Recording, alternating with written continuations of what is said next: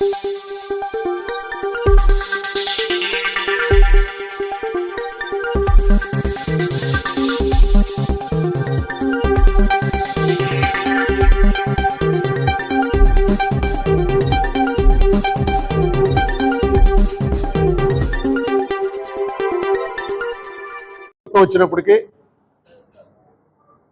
ఈ 10 సంవత్సరాల్లో ఆంధ్రప్రదేశ్ రాష్ట్రాన్ని వాళ్ళేమో అక్కడ ఆవిర్భావ దినోత్సవం చేసుకుంటున్నారు. మన పరిస్థితి ఇక్కడ ఏంటిది? వాళ్ళ ఆవిర్భావం అనేటువంటి పదం వాడారు కాబట్టి మనం ఇది దశాబ్ది ఘోష అయిపోయింది. ఇక్కడ ఏ పని ఆంధ్రప్రదేశ్ రాష్ట్రంలో 2 ప్రధాన పార్టీల ప్రభుత్వాలు మారే కానీ ఏ పని జరగలేదు. ఉదాహరణకి స్పెషల్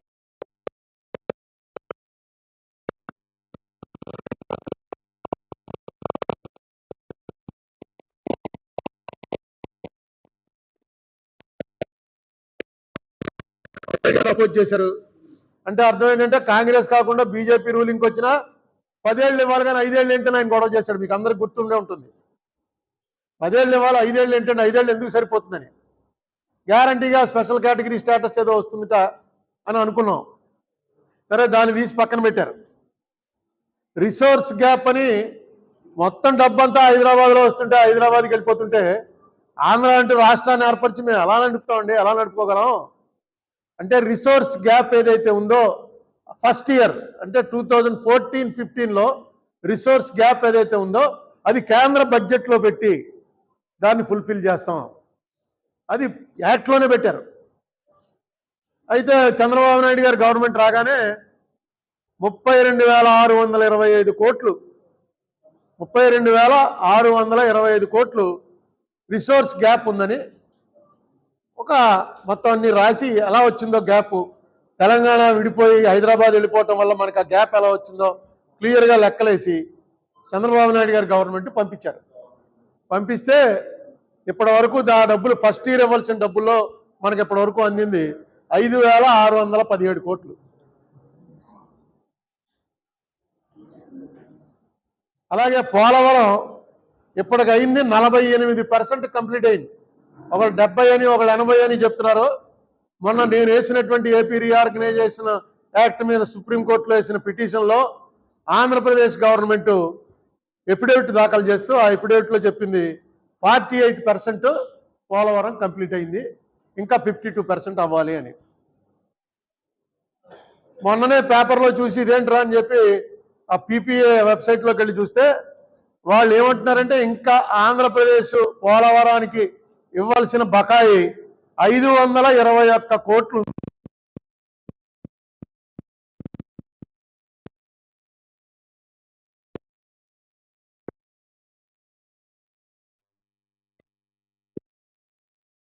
ఇచ్చేసినట్టే అని వాళ్ళ వెబ్సైట్లో పెట్టేశారు.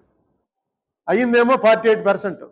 అసలు పోలవరం డ్యామ్ వర్క్ ఇప్పటివరకు స్టార్టే అవలా. పునాది అయినటువంటి డయాఫ్రమ్ వాల్ కొట్టుకుపోయింది, దాని మీద వీళ్ళు కొట్టుకు చూస్తున్నారు. ఇది కాకుండా సెక్షన్ 94 సబ్సెక్షన్ 1 ప్రకారం మనకి ఇండస్ట్రియల్ డెవలప్మెంట్ కోసం ఇన్సెంటివ్స్ కూడా పెట్టారు ఏపీ రీఆర్గనైజేషన్ యాక్ట్లో. అవి ఏవి కూడా మనకి ఇవ్వలేదు. ఏవో ఇస్తున్నామని ప్రకటించింది మనకి, తెలంగాణకి, ఇద్దరికి కూడా ఇస్తున్నామని అన్నారు. మనం అడిగింది ఎందుకంటే తెలంగాణలో హైదరాబాద్ సిటీ వెళ్ళిపోవటం వల్ల మనకు వచ్చినటువంటి తగిలిన దెబ్బ నుంచి తేరుకోవడానికి మాకు ఏమిస్తారా అంటే 2 రాష్ట్రాలకి కూడా అవే ఇన్సెంటివ్స్ ఇస్తారంటే ఇక్కడికి ఎవరు వస్తారు? ఆల్రెడీ డెవలప్డ్ సిటీ హైదరాబాద్కి వెళ్తారు. ఆ రకంగా కూడా మనకేం న్యాయం చేయలేదు.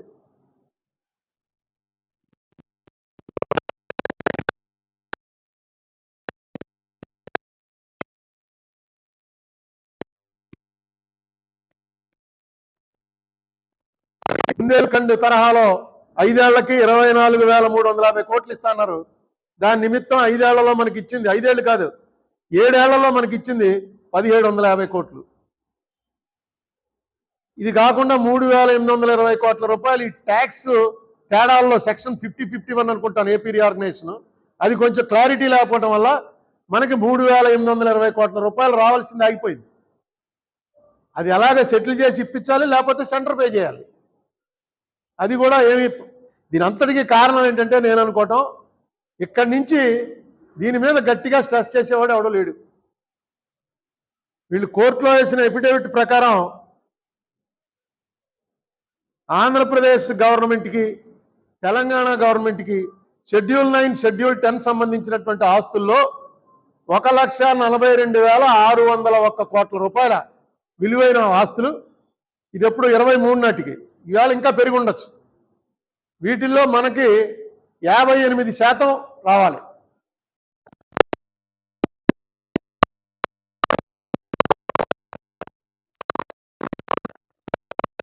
అలాగేమో తాగునీరు, సాగునీరు అవసరాలు ఏవి పట్టించుకోకుండా తెలంగాణ గవర్నమెంట్ అనౌన్స్ చేసేస్తుంది, కరెంట్ కావాలి మాకు, కరెంట్ ప్రొడ్యూస్ చేస్తున్నామని. ఇది ఒకటి ఆనవాయితీ కింద అయిపోయింది. దీని మీద కూడా ఎలాగ ఎప్పుడు అసలు ఏమిటంటే మనకు ఫండమెంటల్ రూల్ ఏంటంటే ఫస్ట్ ప్రయారిటీ తాగునీరు, పవర్ ప్రొడక్షన్ కాదు. డ్రింకింగ్ వాటర్ అనేది ఫస్ట్ ప్రయారిటీ. నాగార్జున సాగర్ దగ్గర అదే గొడవ, పులిచింతల దగ్గర అదే గొడవ, శ్రీశైలం దగ్గర అదే గొడవ. ఈ గొడవకి పరిష్కారం గట్టిగా అడగాలి. ఏదో వాళ్ళు గొడవ చేస్తున్నారు, మేము మిలిటరీని పంపాం, వాళ్ళు ఆర్మీని పంపారు, మేము స్పెషల్ పోలీసుని పంపాం, టీవీలో చూపించుకోవడానికి, పేపర్లో రావడానికి జరుగుతుంది తప్ప యాక్చువల్గా దీన్ని యాక్ట్ ప్రకారం ఎలాగ చేసుకోవాలి మనం అనేటువంటి ఆలోచన చేస్తున్నట్టు నాకేం కనపట్టలేదు. కమిటీలు వేయటమే కాకుండా కమిటీ ఏం పని చేస్తుంది అనే పర్యవేక్షణ కూడా ఉండాలి. ఇది 2019 వరకు తెలంగాణకి పవర్ డెఫిసిట్లో ఉంటే ఆంధ్ర సప్లై చేసింది, డైరెక్ట్గా అమ్మాం పవర్. 6,700 కోట్ల రూపాయలు పవర్ ఇప్పటికీ పెండింగ్. వాళ్ళు ఏమో అంటారు. ఈవేళ అక్కడ కాంగ్రెస్ గవర్నమెంట్ వచ్చింది, ఈ యాక్ట్ చేసింది కాంగ్రెస్ గవర్నమెంట్. రేవంత్ రెడ్డి గారు సీఎం అయ్యాడు, మొన్న ఏదో కమిటీ వేశారని పేపర్లో వచ్చింది. ఇది సరైనటువంటి సమయం.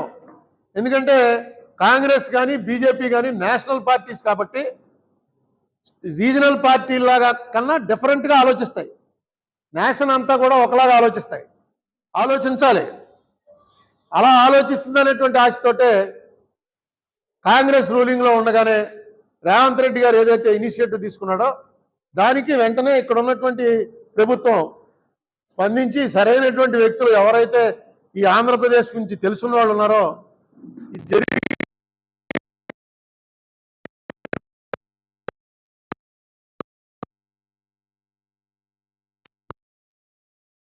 మీరు ఇవ్వండి అని చాలా కమిటీలు అయ్యాయి.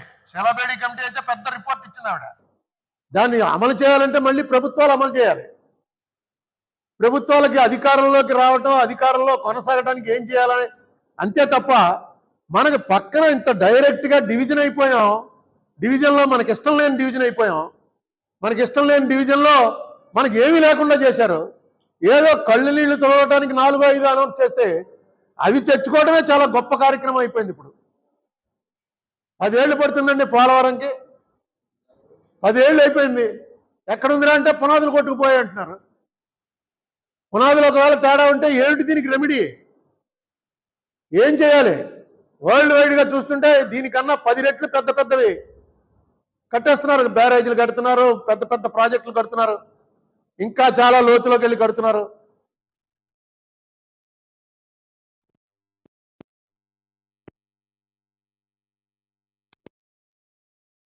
పెట్టి వేయించారు. ఆ బావర్ కంపెనీ వాడు ప్రపంచంలో 3 కంపెనీలు ఉంటే 3 ఒకటి అతను వచ్చేసిన బావర్ కంపెనీ వాళ్ళు వేసిందే కొట్టుకుపోయిందన్నారు. కొట్టుకుపోవడానికి కారణం చంద్రబాబు, జగన్మోహన్ రెడ్డి అనేది దెబ్బలాడుకుంటున్నారు. కానీ అక్కడ ఇంజనీర్లు ఎవరు? వీళ్ళు వెళ్ళి ఏమన్నా దగ్గరుండి రోజు చూస్తారా? ఎవరు ఆ సలహాలు ఇచ్చారు? ఇంజనీరు ఎందుకు పోయింది? ఎవరిని అసలు టార్గెట్ చేసి పలానా వాడిని విక్టిమైజ్ చేయాలి, పట్టుకోవాలి, వాడిని పట్టుకుని నువ్వు తప్పు చేసావని చేయాలని ఉంది లేదు. జరిగిన దానికి వాళ్ళు కారణమా, వీళ్ళు కారణమా, పొలిటీషియన్స్ ఎవరు కారణం అనేది చెప్తున్నారు తప్ప ఎక్కడి నుంచి పోలవరం ప్రాజెక్ట్ అథారిటీ ఉంది, దానిపైన సిడబ్ల్యూసి ఉంది, దాని కింద ఆంధ్రప్రదేశ్ ఇరిగేషన్ డిపార్ట్మెంట్ ఉంది, దాని కింద కాంట్రాక్టర్ ఉంటాడు. ఇంతమంది చూసి చేసినటువంటి పని ఒక వరద వస్తే కొట్టుకుపోతే దానికి ఎవరిని బాధ్యులు చేయాలి? రాజకీయ నాయకుల్ని, చీఫ్ మినిస్టర్ని కాదు, టెక్నికల్గా ఎవరున్నారో వాళ్ళని చేయాలి. ఇప్పటివరకు ఆ ప్రసక్తే ఉండదు.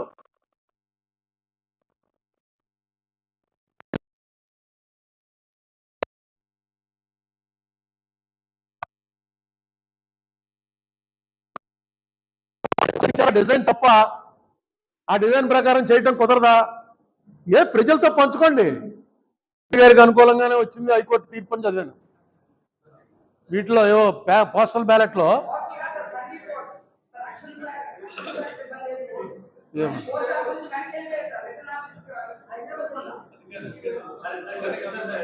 అంటే రక్షణ శాఖ కూడా చంద్రబాబు నాయుడు గారికి వేసారా?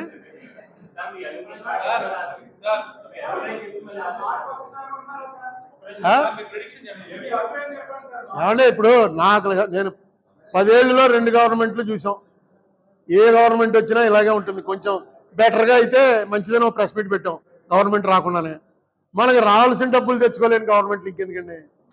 ఏదో ఇది చేస్తాను, అది చేస్తాను, ఇంత పెంచుతాను, అంత పెంచుతానంటూ రావాల్సిన డబ్బులు తెచ్చుకోవాలి కదా. పోనీ రావాల్సిన డబ్బులు ఏమన్నా వెళ్ళి అక్కడ బజార్ వడ్డీకి 10 రూపాయల వడ్డీకి ఇచ్చి కొట్టి తెచ్చుకోవాల్సిన అంటే క్లియర్గా నేషనల్ యాక్ట్, గవర్నమెంట్ చేసినటువంటి సెంట్రల్ యాక్ట్ ప్రకారం రావాల్సిన డబ్బులు. ప్రొసీజరే ఫాలో అవ్వట్లేదు, వాళ్ళు పట్టించుకోవట్లేదు. ఏం చేశారు? ఇప్పుడు నేను చెప్పిన వాటి మీద చెప్పానండి. ఏం చేశారు? అసలు ఏం లేదు, అంతే. అవునండి, ధర్మ పోరాటం ఏది తర్వాత అంటుకోవాలి కదా. పవర్లో ఒకటే చెప్తున్నాను నేను, డెమోక్రసీ అంటే ruling party plus opposition. Opposition లేకపోతే డెమోక్రసీ లేదు. అసలు మన దగ్గర ఎప్పుడు చర్చ అయిందో చెప్పండి. వీళ్ళుంటే వాళ్ళు ఉండరు, వాళ్ళు ఉంటే వీళ్ళు ఉండరు. మీకు అదే తెలంగాణ అయింది 2వ సెషన్లో 3వ బ్రహ్మాండంగా రేవంత్ రెడ్డి, కేటీఆర్ దెబ్బలాడుకుంటున్నారు, మాట్లాడుకుంటున్నారు. హరీష్ రావు మాట్లాడతాడు, బట్టి విక్రమార్క మాట్లాడతాడు. ఇక్కడ కూడా అలా మాట్లాడుకునే పరిస్థితి ఎప్పుడు వస్తుందని చూస్తున్నాను. అసలు వీళ్ళు వస్తారు, అందరూ ఎవరు లేకుండానే బిల్లుటిని కొట్టి అన్ని బిల్లులు పాస్ అంటారు. ఇది బాగుపడాలంటే అపోజిషన్ ఉండాలి, రూలింగ్ పార్టీ ఉండాలి. ఎందులో ఉన్నా సరే శాసనసభ్యుడు అన్నవాడు వెరీ పవర్ఫుల్. నువ్వు అపోజిషన్లో ఉండు, రూలింగ్ పార్టీలో ఉండు. నువ్వు అపోజిషన్లో ఉన్నప్పుడు నీ బాధ్యత నువ్వు నిర్వర్తించాలి.